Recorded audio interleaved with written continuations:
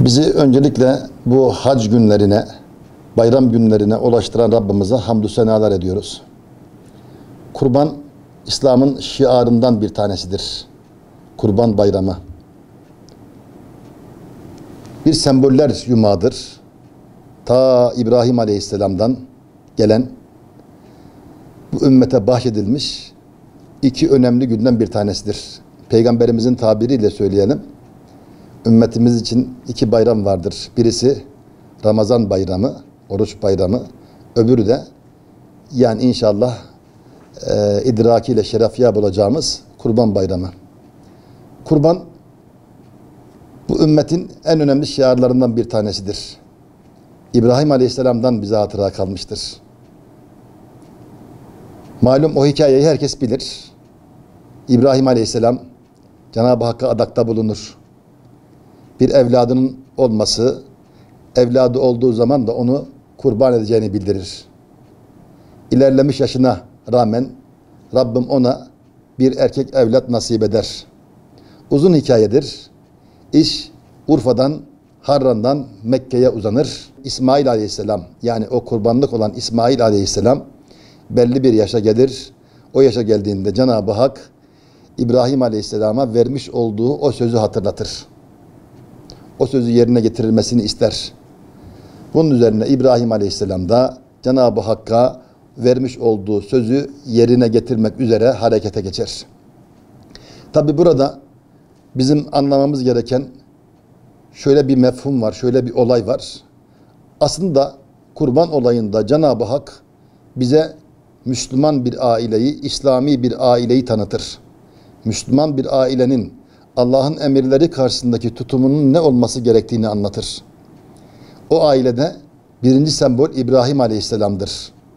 Yani bile bile sadece Allah'a vermiş olduğu sözden dolayı Cenab-ı Hakk'ı memnun etmek, onun rızasını ve memnuniyetini kazanmak adına kendi öz evladını dahi olsa, o bir semboldür, gerektiğinde Allah yolunda kurban edebilmek, feda edebilmektir.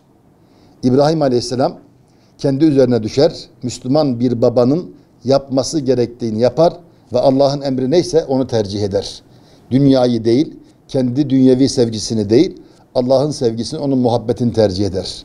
O bütün babalara örnektir. Ne zaman?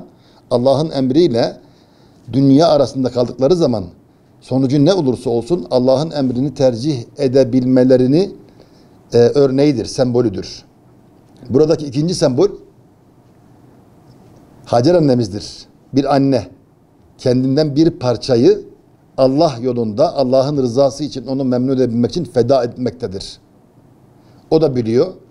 İbrahim Aleyhisselam'ın onu süsleyip götürdüğü zaman niye götürdüğünü biliyor. Ona denildiği zaman işte bak senin evladın kurban edilmek üzere götürülüyor. Onun cevabı bu Allah'ın emri midir? Allah'ın emridir. Öyleyse Allah'ın emri ise bize itaat etmek düşer diyor. Böylece bütün Müslüman ailelerde annenin rolünü Allah'ın emriyle, Allah'ın isteğiyle dünyavi bir takım istekler arasında kaldığı zaman sonucu ne olursa olsun Allah'ın emrini tercih etmesi gerektiğini. Üçüncüsü, bunlar kendinden olmayan yani evlatlarıdır ama üçüncüsü İsmail Aleyhisselam'ın vermiş olduğu imtihandır ki o da kişinin kendi canıyla Allah'ın emri arasında kaldığı zaman Allah'ın emri varsa gerisi hikayedir, boştur, angaryadır deyip Allah'ın emri neyse onu tercih etmektir. İşte bu hikayeden bize kalan sonuç bunlar bu imtihanı verdiler. Allah da bunun karşılığında onlara kurbanlığı ve kurban bayramını ikram etti.